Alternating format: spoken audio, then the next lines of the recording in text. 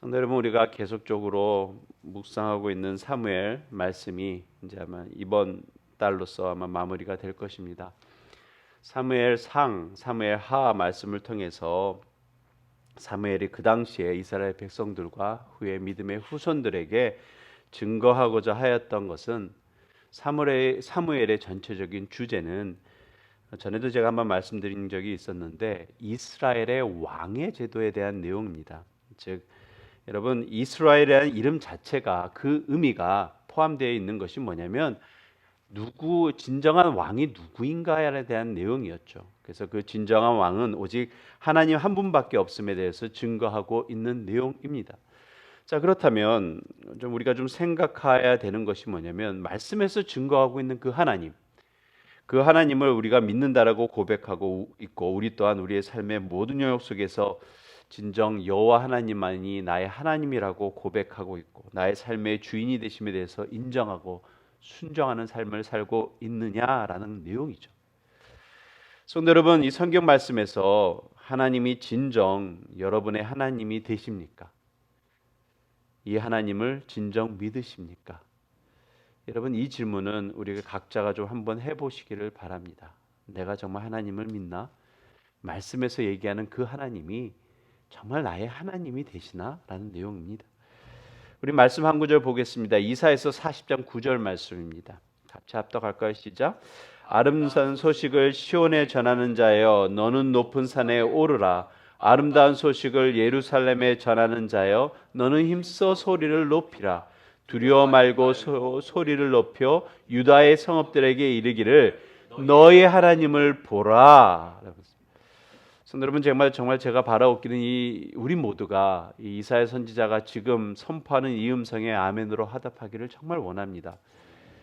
좀 더 구체적으로 좀 나아가서 여기서 이사야 선지자가 얘기한 것이 너의 하나님을 보라라고 했는데, 누구의 하나님이요? 너의 하나님. 우리로서 얘기할 때는 나의 하나님. 성도 여러분, 여러분들이 만약 이 질문을 가지신다면 여러분은 어떻게 대답할 것입니까? 예. 성도 여러분, 우리 교회에서야 이렇게 얘기할 수 있지만, 만약에 하나님을 모르는 사람, 예수님을 모르는 사람, 세상이 여러분에게 너의 하나님은 누구야? 너의 하나님을 소개한다면 어떻게 소개할 거야? 라고 한다면 여러분들은 어떻게 소개하겠습니까?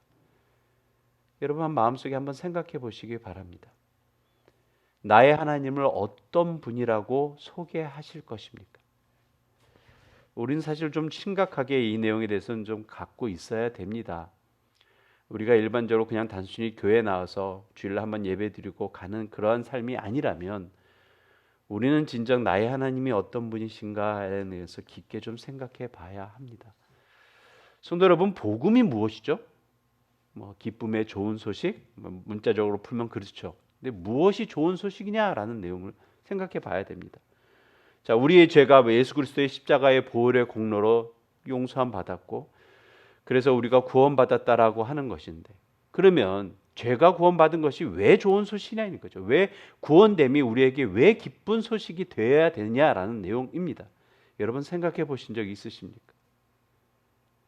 이유는 우리의 구원을 통해 하나님 아버지, 즉 진정한 왕이신 그분과의 만남을 가질 수 있기 때문입니다. 자, 그러므로 성도 여러분, 구원의 진정한 기쁨은 내가 구원받아서 살아났어가 아니라 나와 하나님과의 관계가 바르게 회복되었다는 것, 이것이 기쁨이고 이것이 우리들에게 좋은 소식이 되어야 됩니다. 이 신앙이 바로 서 있어야 진정 우리의 하나님의 존재를 정말 바르게 알고 그분을 찾고 의지할 수 있다라는 것입니다. 성도 여러분, 우리가 사무엘서를 통해서 다윗의 삶의 모습을 계속적으로 보아왔습니다. 그런데 성도 여러분, 다윗이 하나님의 사랑을 받을 수밖에 없었던 이유가 무엇이라 생각하십니까? 그가 완벽한 신앙의 삶을 살아서요?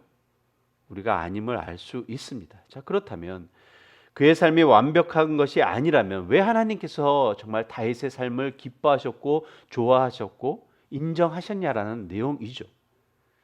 우리가 좀 생각해 봐야 되는 내용이 있습니다.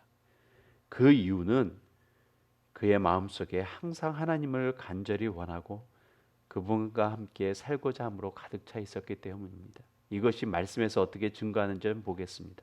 우리 시편 27편 4절 말씀이 있습니다. 함께 보겠습니다. 시작.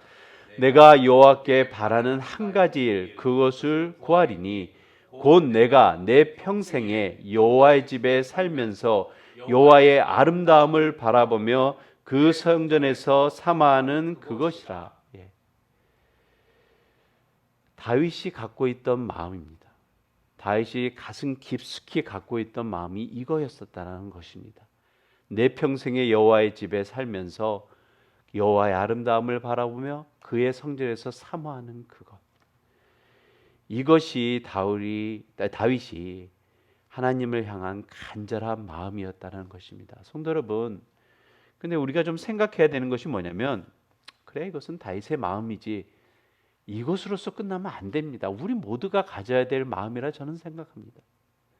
내가 나의 하나님이라고 부르짖고 나의 구원자라고 부르짖고 하나님밖에 없습니다라고 우리가 고백하고 있다면 지금 시편의 27편 4절의 말씀이 우리들에게도 똑같이 적용돼야 되고 고백되어야 되는 말씀이 아닐까라는 생각을 합니다.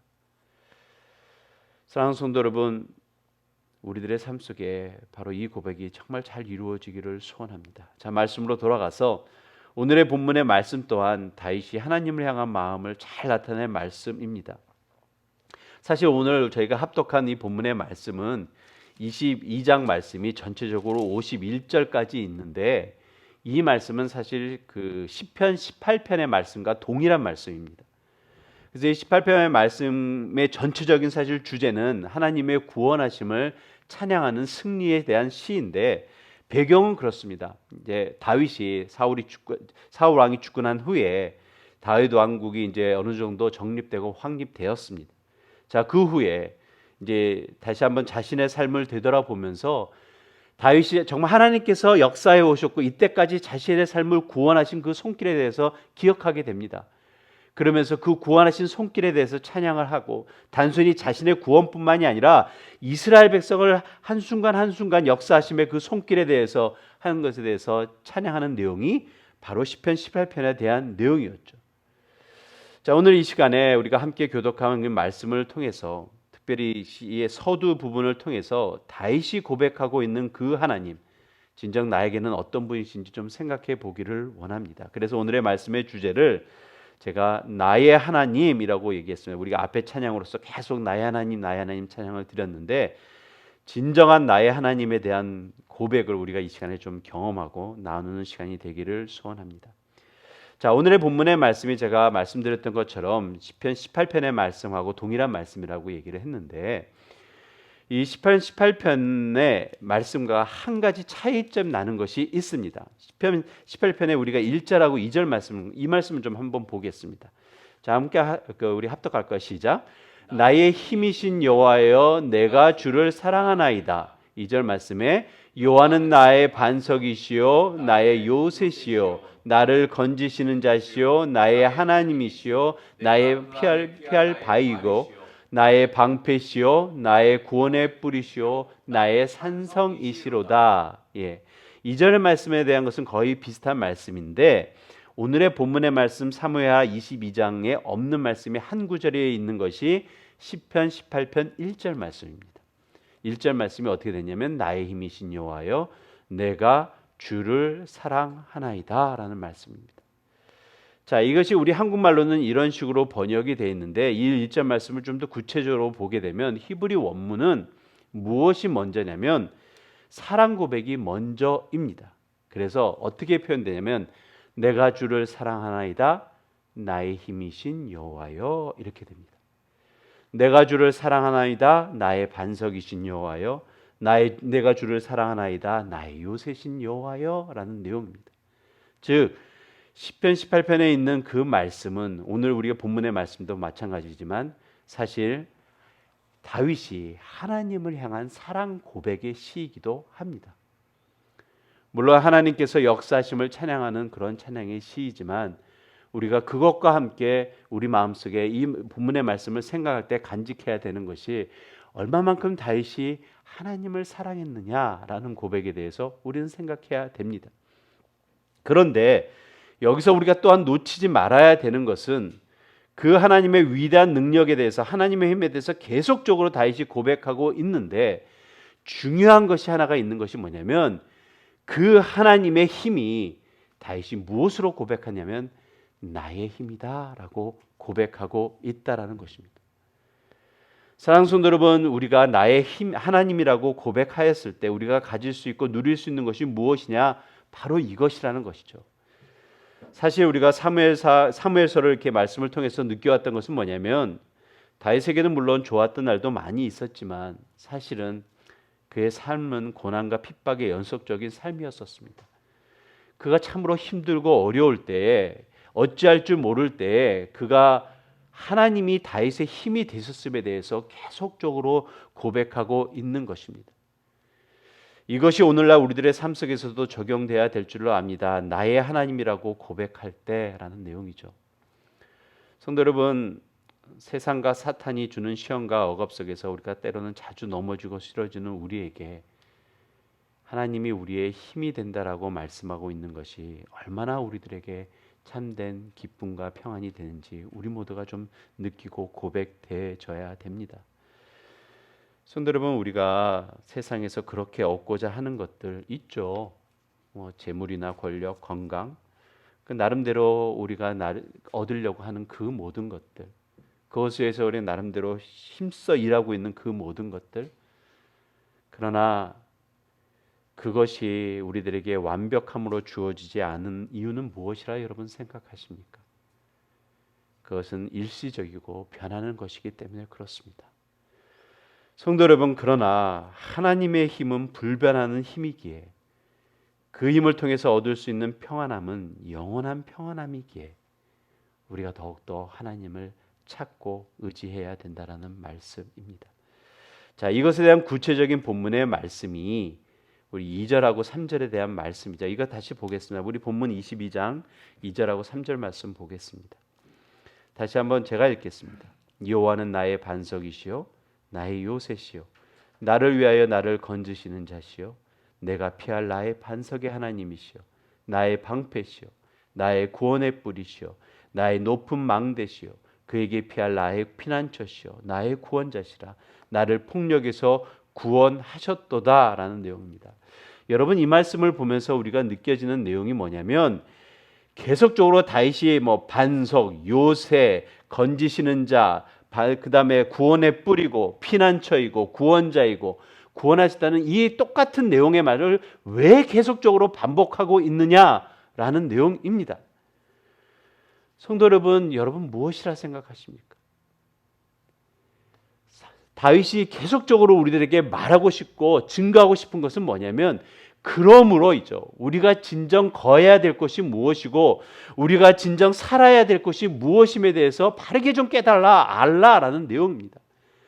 우리가 진정 구해야 되는 것이 세상에 있는 것이 아니고 정말 하나님만이 우리의 참된 피난처가 되고 우리가 거해야 될 그곳이라고 얘기하고 있습니다. 그런데 우리는 이거죠. 분명 말씀에서 얘기하는 이것에 대해서 우리는 나름대로 그렇지, 그렇겠지라고 얘기를 하지만 이것이 우리들의 삶 속에서, 마음속에서 제대로 다가오고 있느냐, 진정 나의 삶 속에서 고백되어지고 있느냐, 이 모습에 대해서 우리는 좀 생각해 봐야 된다는 말씀입니다. 안 그럴 때는 우리는 왜일까라는 생각 여러분 좀 해야 된다는 내용이죠. 오스왈드 챔버스라는 목사님, 제가 가끔 가다가 말씀을 하면서 좀 이렇게 간증에 사용하는 내용 중에 하나인데, 주님은 나의 최고봉이라는 이것이 큐티책 같은 내용입니다.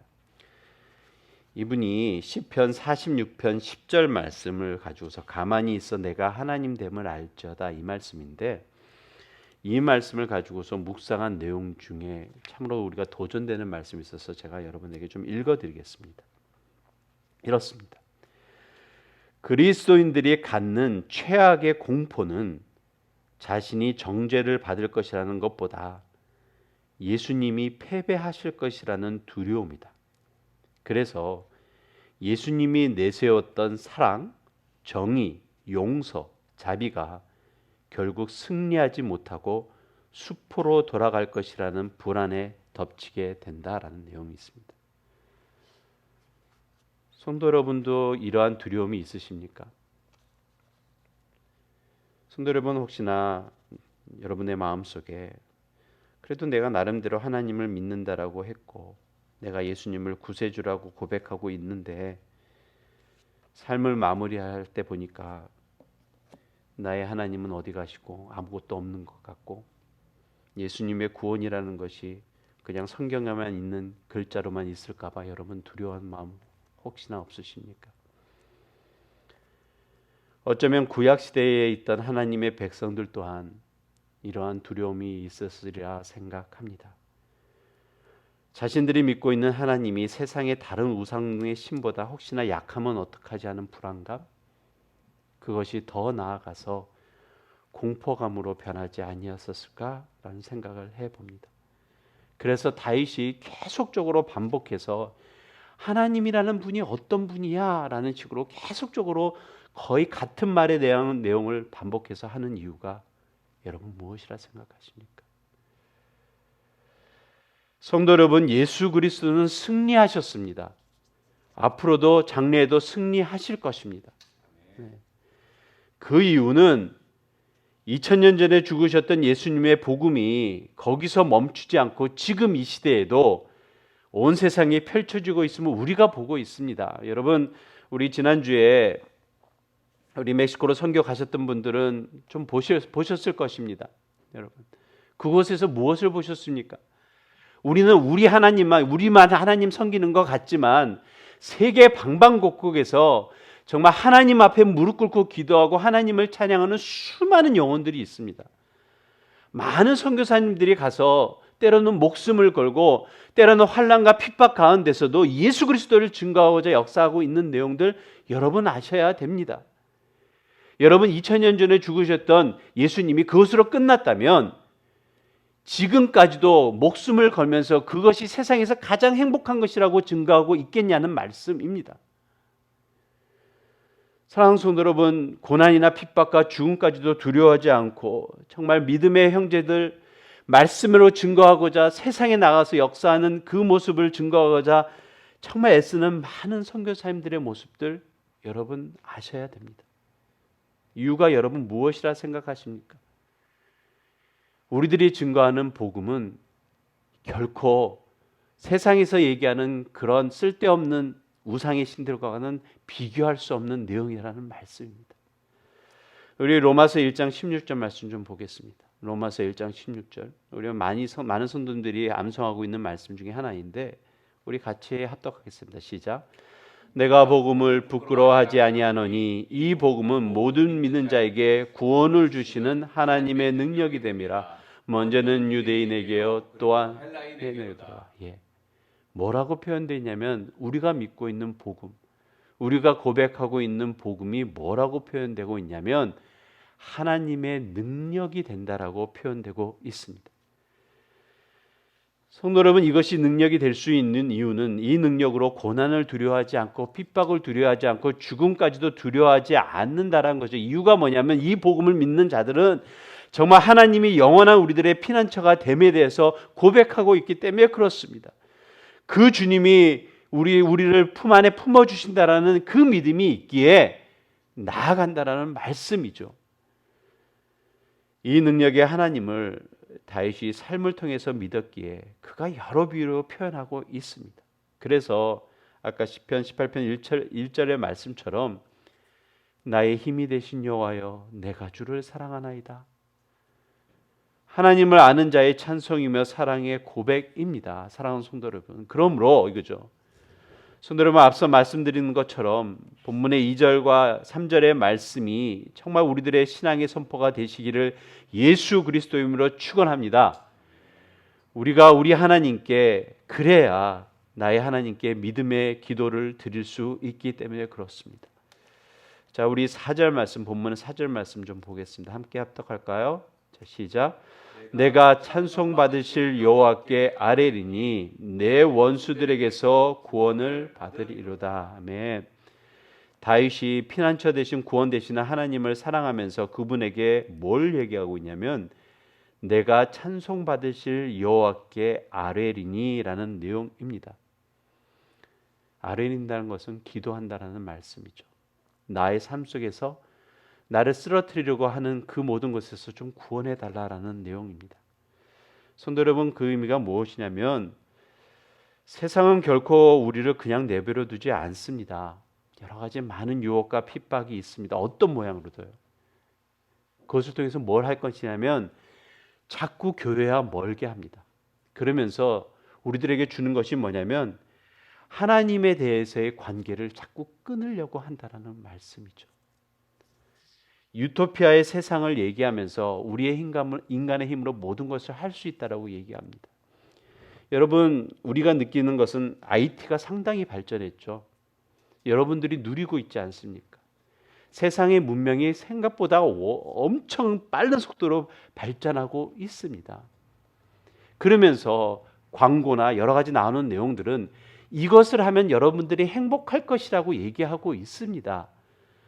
여러분들이 누리고 있는 모든 IT에 대한 그 세상의 문명의 발달, 여러분 그것을 통해서 정말 행복하십니까? 우리들의 삶이 편리해진 것은 분명히 있습니다. 쉽고 편안해진 삶이 있겠죠. 그러나 그것은 한순간이죠. 새로운 것이 나올 때마다 여러분들은 그것을 얻어야 되고 그것을 가져야 되는 스트레스가 함께 쌓입니다. 세상이 평안함을 줄 것처럼 얘기하고 있는데 결국 그것이 우리들에게 짐이 되고 무거운 스트레스로 다가오고 있다는 것입니다. 세상이 그렇다면 뭐 그럴 수밖에 없습니다. 그러나 우리 믿는 자들에게는 좀 더 생각해야 될 것이 뭐냐면 세상이 편리해지는 그것이 자꾸 하나님과의 관계를 멀어뜨리고 있음에 대해서 우리는 좀 경각해야 된다는 말씀이죠. 여러분, 유튜브라는 것에 대해서 많은 대로 즐기고 있고 우리도 사용합니다. 좋습니다. 여러 가지 많은 인포메이션도 있고 또한 남들 즐길 수 있는 내용이죠. 근데 유튜브에 있는 것 중에 하나가 또 우리 기독교에서 요즘에 팬데믹 때문에 힘들었었는데 유튜브를 통해서 남대로 좋아졌다는 것은 사실 예배를 편안하게 드렸다는 내용입니다. 근데 문제는 그 평안함이 그냥 단순히 인간의 편안함으로 남았다라는 거죠.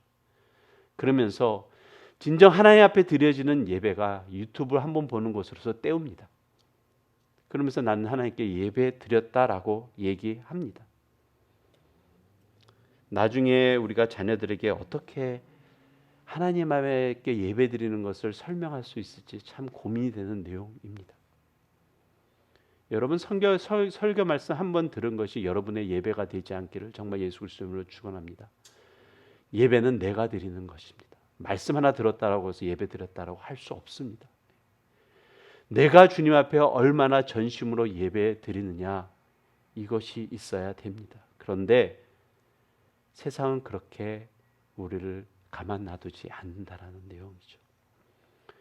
문명이 발달해서 여러분 행복해 주셨습니까? 평안한 삶을 살고 계십니까? 아님을 우리가 압니다. 사단과 세상은 정말 자기를 따라오면 행복해질 것으로 계속 유혹하고 있는데, 사랑하는 성도 여러분, 진정한 평안과 행복은 하나님 밖으로밖에 얻을 수 없는 것임을 우리가 고백해야 될 줄로 압니다. 요한복음 14장 27절 말씀 한번 보겠습니다. 같이 읽을까요? 시작. 평안을 너에게 끼치노니 곧 나의 평안을 너에게 주노라. 내가 너에게 주는 것은 세상이 주는 것 같지 아니하니라. 너희는 마음에 근심하지도 말고 두려워하지도 말라. 세상이 주는 것과 같지 아니하는 평안이에요. 이것이 진정한 평안입니다. 사랑하는 성도 여러분, 좀 누리시기 바랍니다. 여러분, 하나님 앞에 기도하고 하나님과 함께 교제하게 되면 느끼실 것입니다. 누리실 것입니다. 이것이구나, 이것이구나라는 것이죠. 그리스도인이라고 하는 것은 세상이 가질 수 없는 평안을 갖을 수 있습니다. 우리가 증거해야 되는 내용이 바로 그 내용이라는 것입니다.